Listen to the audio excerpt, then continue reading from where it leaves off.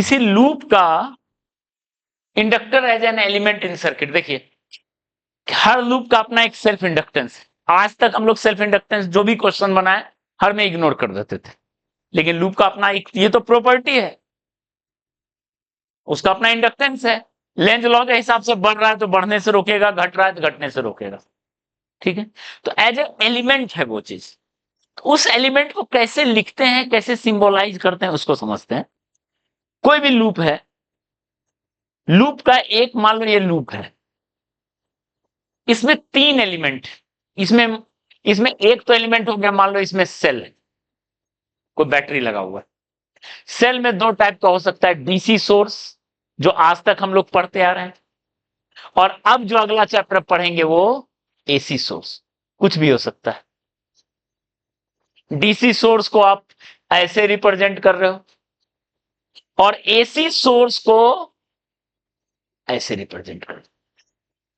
कुछ एसी का सोर्स लगा हुआ है, एसी जो सप्लाई कर रहा है करंट। ठीक है, रेसिस्टर, इसका रेसिस्टेंस है तो इसका एक रेसिस्टर है, जिसका रेसिस्टेंस वैल्यू कितना है, आर इज रेसिस्टेंस उसका, और सिंबल है ये इस लूप का अपना। इसमें कैपेसिटर हो सकता है, सी इज कैपेसिटेंस, और उसका सिंबल है ये। और अब हम लोग देखें, ये लूप में एक इंडक्टर हो सकता है, वेर एल इज इसका इंडक्टेंस बोलो या सेल्फ इंडक्टेंस बोलो। ठीक है, और उसका सिंबल है ये। ठीक है, उसका सिंबल है, ओके। ठीक है, ये है कहानी। तो अब तक जो है, देखो अब तक जो हम लोग पढ़ते थे सीआर सर्किट, ध्यान दो, कैपेसिटर है, रेसिस्टर है, डीसी सोर्स, ये है CR circuit. LR circuit, inductor है, रेसिस्टर है, DC source. Inductor resistor circuit, ये capacitor resistor circuit, DC source, और बना एलसी सर्किट,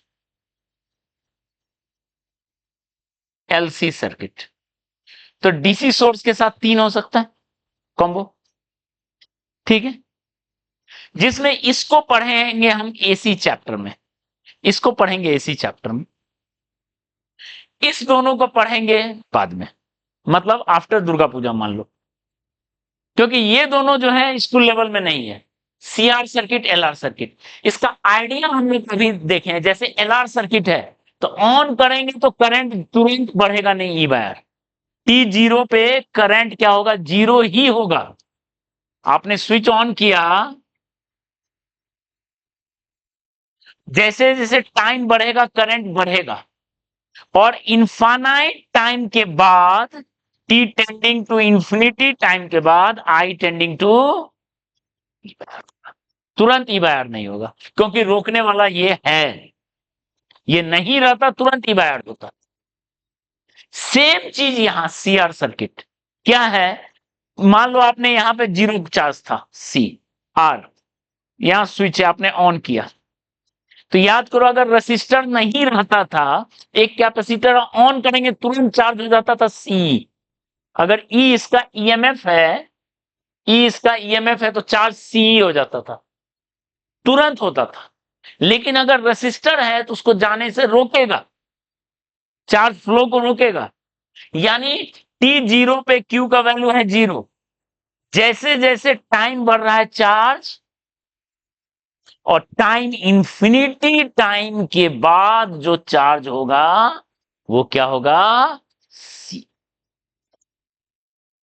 ठीक है, तो ये है एलआर सर्किट, सीआर सर्किट। इस चीज को हम बाद में पढ़ेंगे, एज ए टॉपिक ही पढ़ेंगे, क्योंकि ये कंपटीशन में बहुत जरूरी है।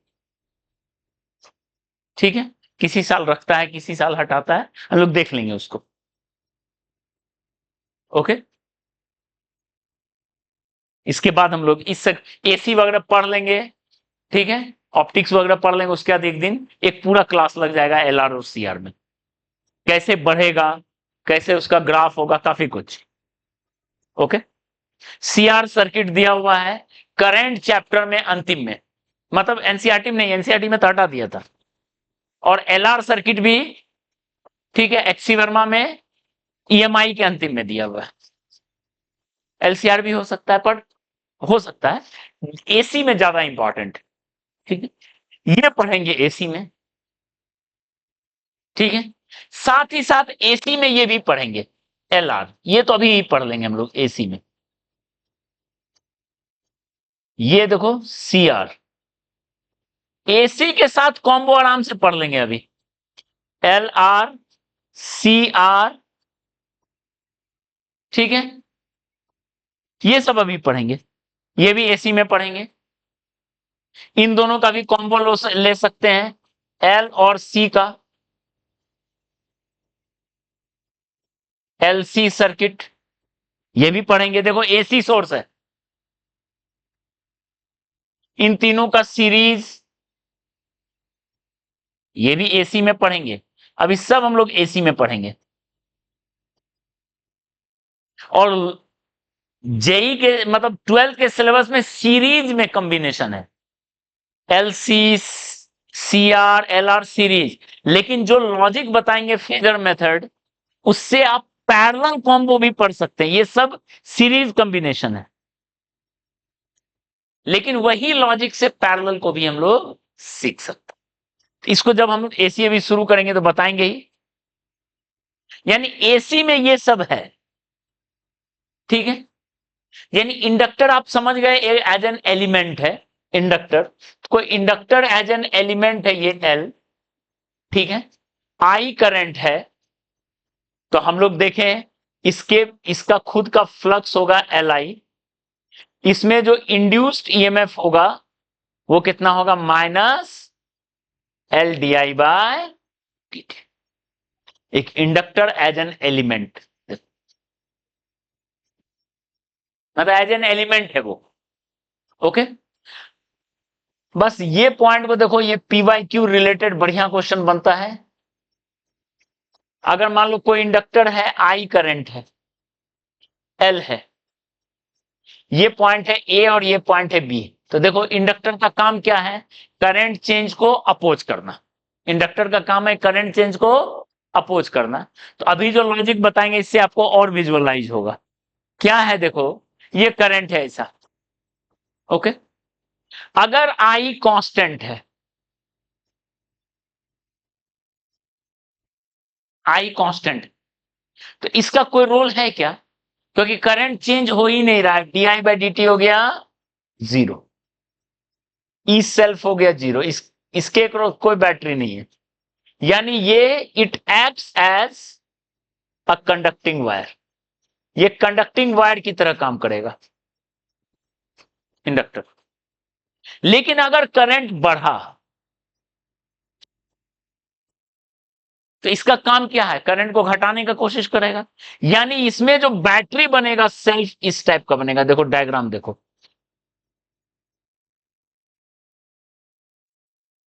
अगर बढ़ेगा तो ऐसे घटाने का कोशिश करेगा, और घटेगा तो क्या करेगा, बढ़ाने का कोशिश करेगा, बैटरी का डायरेक्शन बदलना। इस केस में अगर एक एंड को ए रखें, एक एंड को बी रखें, तो वीए ज्यादा होगा वीबी से, इस एंड में वीए का वैल्यू वीबी से कम होगा, और यहां वीए इक्वल टू वीबी होगा, क्योंकि करंट में कोई चेंज हो ही नहीं रहा। तो इंडक्टर का तभी काम है जब करंट में चेंज करेगा, तभी फ्लक्स चेंज होगा, तभी उसका काम है, अदरवाइज उसका कोई रोल नहीं है, ठीक है। तो वीए माइनस वीबी को आप लिख सकते हो, वीए माइनस वीबी, जिस एंड से इंटर कर रहा है माइनस जिस एंड से लीव कर रहा है। इस एंड से इंटर कर रहा है, ध्यान रहे, और इस एंड से लीव कर रहा है, तो वीए माइनस वीबी होगा L D I by D T. इससे आपको हर चीज सेट हो जाएगा, LdI/dt। ठीक है, तो देख लो, अगर करंट बढ़ रहा होगा तो DI/dt पॉजिटिव, करंट बढ़ रहा होगा तो DI/dt पॉजिटिव। तो बताओ ये पॉजिटिव है तो VA का वैल्यू VAB से ज्यादा होगी, और इस केस में DI/dt नेगेटिव, तो VA का वैल्यू B से कम हो गया। बैटरी भी देखो, ये लो पोटेंशियल वाला, ये हाई पोटेंशियल वाला। क्लियर है? तो ये बढ़िया चीज बनता है। ओके, तो एक छोटा सा इस पे हम छोटा सा PYQ का क्वेश्चन यहां लेते हैं। देखो क्या है कहानी।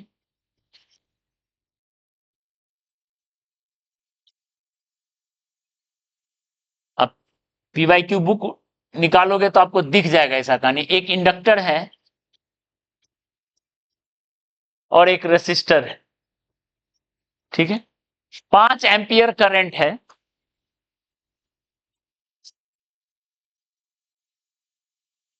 ठीक है, L का वैल्यू है 100 हेनरी, रेसिस्टर दिया हुआ है 10 ओम, 5 एम्पियर करंट है, and it decreases at rate 0.2 ampere per second. इस मोमेंट पे उसमें 5 एम्पियर करंट है, ध्यान दो, इंडक्टर में, और वो घट रहा है, किस रेट से रहा है? 0.2 ampere per second.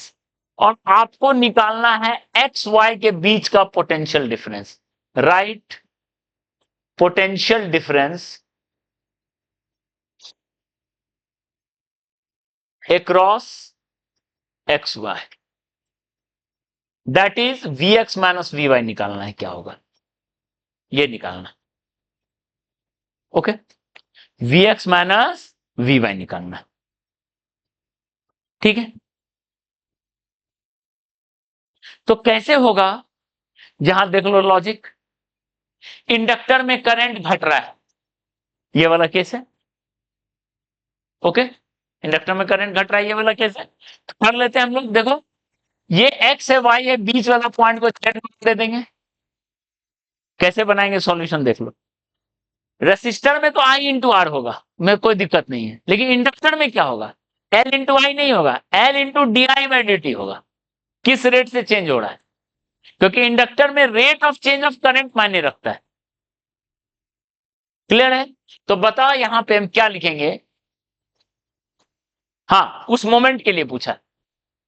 Vx minus Vy equal to लिख सकते हो Vx minus Vz plus Vz minus, लिख सकते हैं, लिख सकते हैं Vx माइनस Vz। देखो तो ये और